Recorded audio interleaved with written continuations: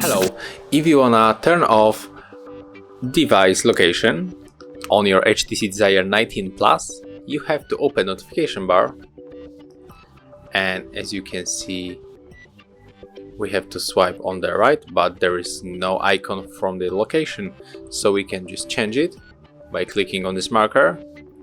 And as you can see, there was hide, so click on it, drag and hold.